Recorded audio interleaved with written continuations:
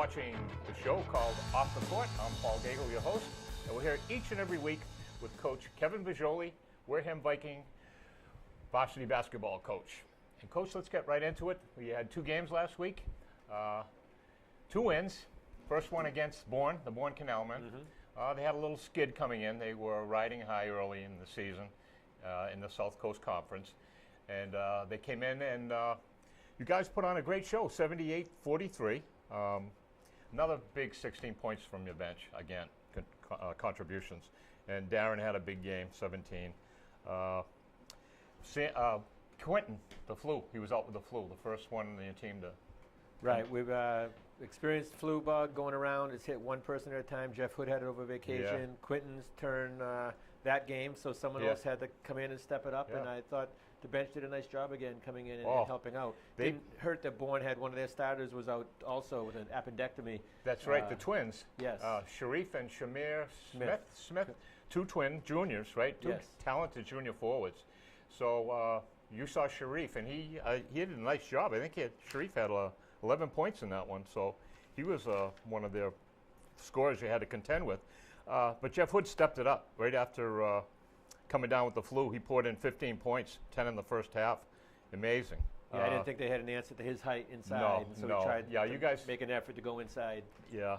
And Mason, of course, did a nice job.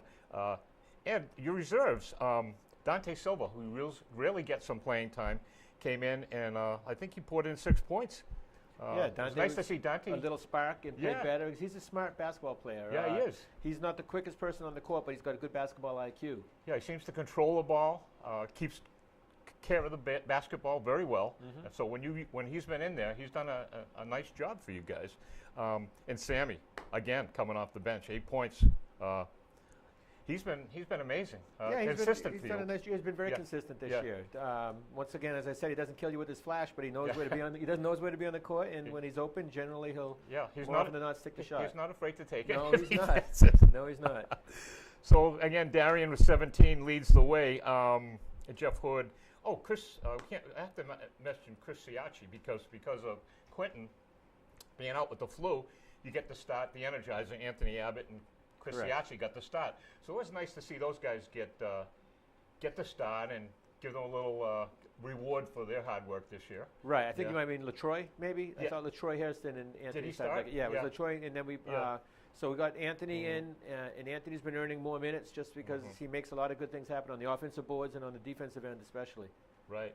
And so offensively, you've been cruising right along here, 78 points, which is a nice output for you guys. But defensively, you held those guys to 9 points in the fourth quarter. Amazing. Yeah, I've been happy with our defense all season long, with the exception of the first half against Volk, which we'll get into later, I guess. Yes, we're getting right into that pretty soon. So anyway, we got a win, 78-43, Bourne, and yes, the next game we came home. Well, we went away back to the site of the Burgo tournament. Correct. The Greater New Bedford Volk Bears, who were riding pretty high themselves until they got upset 2 games. I think they lost to Seekonk, got upset by Seekonk. Upset by Fairhaven, and then they lost to Case, who's still undefeated in the league. Case is a red-hot team right now. So they came in, and the game starts, and like you just mentioned, probably your lowest output in the first quarter since the North Quincy game, I think. 9 points. They held you to 9 points. I mean, they played good, tough defense, but you guys weren't hitting your shots from the floor. No, we were settling for too many outside shots. That first half was the bad Wareham Vikings. We didn't play well together. We were pointing fingers at each other. We got frustrated. We lost our composure with the referees, and we stopped playing team basketball, and it showed. Yeah, and the other thing, too, that was tough to contend with is on transition, when they got the ball on the defensive end, and when they went into offense, their fast break was killing you. It was. We knew they liked the fast break, and we pride ourselves in being the fast breaking team, and we brought that up at halftime as well, that they were beating us at our own game. Right, and guys fell behind 39-22, I think, first half. So you had some work to do, and so tell us what you told your boys in the locker room. What was your plan to? Well, I'll tell you some of what I said. Well, no, we can spare the. No, I mean, basically we said, look, we've been down before this year. We were down in the same gym to Dartmouth by 10 points. We made it up in no time. We were down to, which I think is a superior North Quincy team by 10, and made that up in a matter of 2 minutes. I said, we can come back. All we have to do is get it under 10 by the end of the third quarter. And we just got to do it by working harder, by playing together, forgetting about the officials, forgetting about things we can't control, and just worry about what we can control. And that's how we play. Yeah, and let's quickly go back to that first half. 3 of their players that were killing you was, of course, Corey Pont, who was only 20 points going into that game away from 1,000 points. He was lighting it up. I think he had 12 in the first half. And the little guard there, Trevor Mena, yeah, he had 10. He was in double figures. And I think Derek Lewis is usually the starting center, but the junior, Nick Podolance, he was tough to contend with underneath the boards. Yeah, you guys were having a little problem there. A big body. So we decided at halftime we're going to switch our defenses up a couple ways. We came out in a 1-3-1 zone to start the half, but they hit a couple shots against that, so we went to a diamond and one to cover Pont to make his life difficult. And what it did, it also worked out covering the areas where the other people were shooting from, and so they didn't get a lot of open looks in the second half. Right, and I'm glad you brought that up. The diamond and one, which I want the coach to explain to the viewers here. We don't have a whiteboard, but just explain the guys who were out on the floor at that time when you started the diamond and one. You want a floater guarding their best scorer, right? And that's, of course, is Corey Pont. Has got to be contended with. So you had a couple of guys switching with Chris Ciarci and Anthony Abbott on Corey Pont. And their job was not to let him even touch the ball, to deny him, not worry about anyone else on the court, give no help defense, just stop him from getting the ball. And then the rest of the team's in a diamond, so we had Mason Vasconcelos at the top of the key, Darian on a wing, and Sam oftentimes was on the other wing. And then we put our big, in this case Quinton, or LaTroy, depending on who was in at the time, beneath the basket to protect the basket. Right, and so the only thing that the 2 guys out in front have to worry about is someone's got to help them when a pick is being set up, because they're going to try to free up Corey Pont to get a shot. Got to help out on Pont, and then other than that, you're playing your area like a zone and not giving any open jump shots. Right, so it worked. I mean, the only trouble was, like, 2 minutes into the third quarter, they went up by 20. Right. But then Darian hit a couple of three-pointers, and the other guys started contributing and chipping away. I thought Darian had a monster second half. He penetrated, he hit shots, he hit the open man, got some big rebounds for us down the stretch. That was the kind of Darian we need if we're going to do anything in the state tournament. Yeah, Darian, I think, in my observation, the last 3 or 4 games, not just the scoring, I mean, he's been maturing as a basketball player, distributing the basketball, finding people open and stuff. I've been really impressed with him taking the leadership role, which he should be. Right. And he did that in the second half of that game. Oh, he sure did.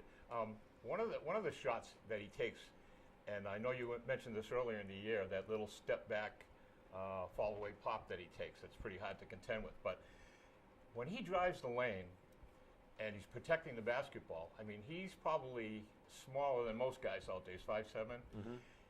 He holds the basketball so low before he puts it up off the glass or completes his layup.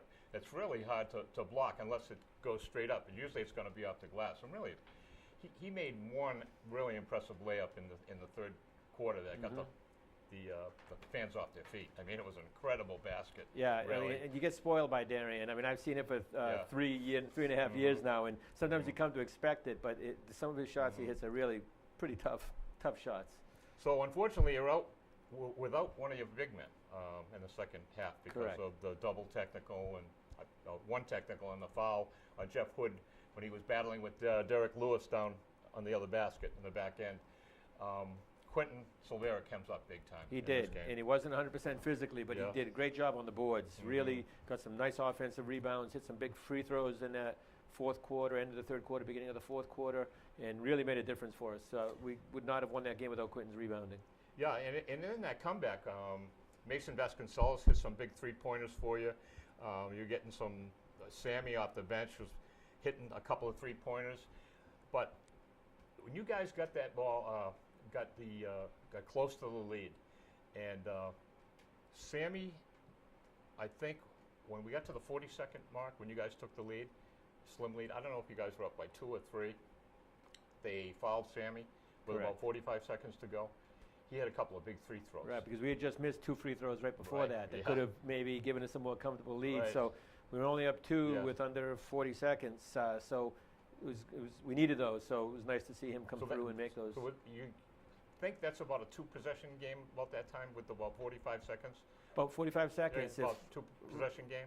If you make those 2 free throws, it's a 2-possession game. Yeah. If you don't, you could lose it. Because I think they came down, they missed a shot, and they fouled LaTroy, I think. LaTroy Harrison went to the line. Mm-hmm. He made one, and he didn't make both, but that was a big one because if they hit a three-pointer coming back, that wasn't going to hurt you. Wasn't going to tie the game. Right. Wasn't going to win to. So right. So we could you afford. guys made 3 or 4 down the stretch, which were huge free throws. Absolutely. Yeah. Games usually come down to free throws and layups. They really do. What a turnaround. I mean, from 22 points, and you guys poured in 48 in the second half. 24 third quarter, 24 fourth quarter. We couldn't even hear ourselves up there. The fans were so. It was a fun game. It was a fun second half. When you win, it's a fun game. That's right. But I think once again, as the game goes on, we tend to get stronger and seem to be in a little bit better shape than our opposition. At least that's the way it's been so far this year, and we'd like to keep that trend going. But again, your defense comes through for you. I mean, it's nice to get some offense, but usually, like you and Harry the Barber was telling us, usually the offense comes off a good defense, doesn't it, Coach? Right. Oftentimes it does, and it sets the tone, and it gets us in that right frame of mind and gets us running. Mm-hmm. Oh, and also, we also want to not to forget to mention the JV team under Steve Fennell. They're undefeated. They won a big game. They won just before you guys came on the court. They won. Let me see what the score was there. 75-51. Right. The kids do a great job. Steven's done a great job as a JV coach over the years. I think he had his bad year was last year when he had 1 loss. The year before that, I think he was undefeated. That's a bad year. For Steven, it is. Yeah, Stephen Faniel does a nice job with the kids. They get them prepared to play in the varsity, and that's the whole reason the JVs exist, to help the varsity team. And whenever we call someone up, they're ready, and that's a credit to Steve. And one of the boys that dresses for your varsity squad, Matt Griggs, is the quarterback on that team. He's usually the point guard. And Carlos DaCosta, Jr., he's doing a great job. Yeah, Carlos is. We had him practicing with the varsity yesterday a little bit, and he might get a call up in the near future. We've been watching him in the last 2 or 3 games. He's been immense. Dana Gomes does a nice job, Jr., and the big guy, Cy Barreto. He was the guy that scored the winning bucket, I think, in North Quincy for them in that exciting game. Andy White, Mike Labonte's doing a great job. The kid who's been impressing me, though, in the last couple of games, and he's only a freshman, is Timmy Hopper. Mm-hmm. Man, he's been playing some great basketball. He's quick. He handles the ball well for only a freshman. I was shocked when I looked down and saw that he was only a freshman. Oh, he's an excellent ball handler, and he wants to play. I think he's a gym rat. He's got some stuff to learn about our system and about the fast break, but I think he's willing to learn. He's a raw talent, isn't he? Absolutely, and that's why he's on the JVs as a freshman right now. Unbelievable. And Steve Fennell said doing a great job, but he was been fighting the flu also, right, Steve? Yeah, he was very sick too. He was at the hospital before the game last week. I didn't know that. Yeah, and it got cleared to come back, and came back and got that win. So Wareham Vikings won a big game against New Bedford Volk, 70-65. One of the thrilling games of the year so far. And let's get to this week's games, Coach. We got a couple of. We got one against a team we've already faced, and that's Seekonk. Correct. No, we're going to Apponequet first. Apponequet Tuesday and Friday home against Seekonk. We got a road game against Apponequet Lakers. And what can you tell us about their coach and their team? Well, Jimmy Cabuccio has been coaching there for, I think, 9 or 10 years now. His team has been struggling so far this year. Yeah, I think they got 1 win. Their best player, Matt Anderson's a 6'7" center. Yeah, he's a sophomore. He's a sophomore, yes. So he's young, but he's going to be their future. And we want to make sure we keep it in the future and not in the present. If he's 6'6", 6'7", he's going to grow and he's going to get some weight on. He's going to be a tough guy to contend with. He'll be a tough guy Tuesday night. Never mind a couple years from now. Never mind senior or junior years, like you said, tomorrow night. And he had a decent game against Case. They lost to Case last Friday. The bad news, I guess, is they only scored 35 points. But the good news for them and bad news for us and the coach is that they held the Case Cardinals to 56 points. Mm-hmm. And Case, in their hot streak there, they've been averaging like in the high 70s.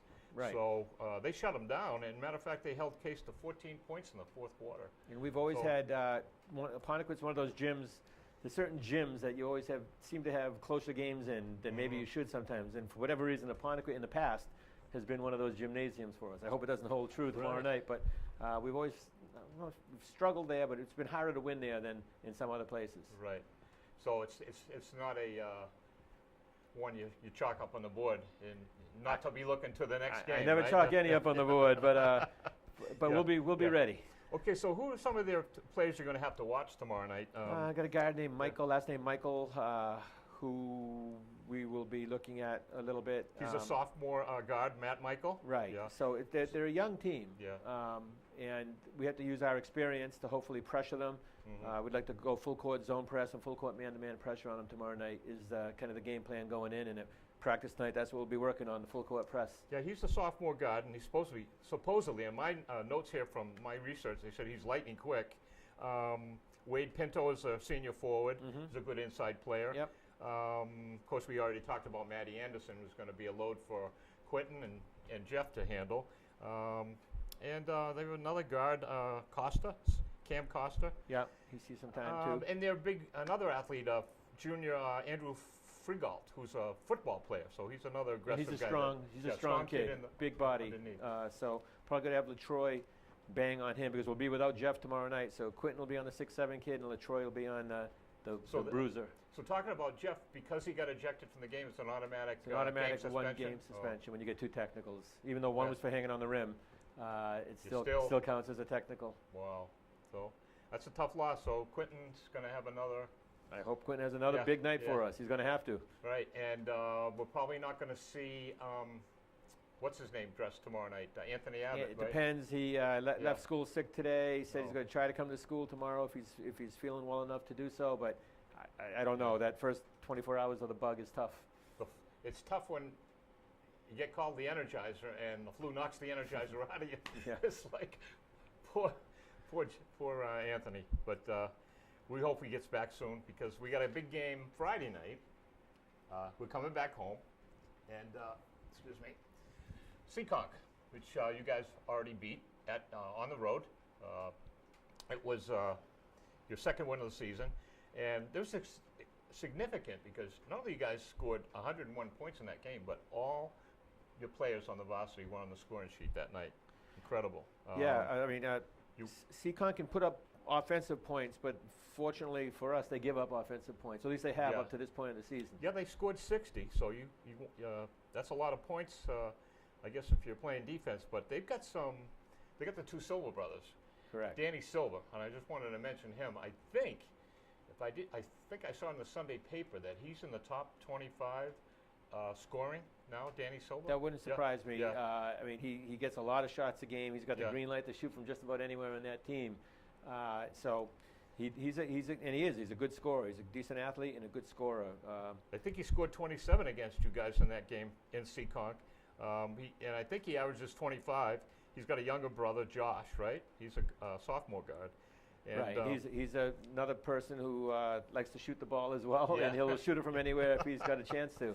So they're not afraid to put up the 3 No, they're pointers. not. So we know we got to be right on them, and we want to push that tempo. And if they want to try to get into a scoring fest with us, that's fine by us. And they got a nice looking guard, a junior, Jordan Nicholas. Yes. And Matty Nunes is another good looking sophomore coming off the bench. So they're loaded with underclassmen, so they're on their way up. So they're a team to watch out for. So I think that's it. That was my last question. Is it okay if we just end on the 15 minutes? You still want to end. Huh? You still want to end. Oh, okay. All right, Coach. So good luck this week, and Thank you very hopefully much. the flu bug doesn't stops and quits crawling. That would through be nice, your or at least if roster. we can get it over before the state tournament starts. I guess that's not a bad thing. It's a but little way down the line. it is, and we have some other big games coming up in the meantime. So. And the other point too is that we're not going to see Case for another couple of weeks. No, not till January 29th. Yeah. So that little scheduling glitch helps you now that we're getting some important players coming down with the flu. Hopefully we'll be rested and getting ready for that red hot team the Case Cardinals. That's true. That'll be could very well be for the league championship. Right. So that's it from me and the coach tonight on Off the Court. And please stay tuned for WCTV Sports, because coming right up next is Wareham Varsity Basketball.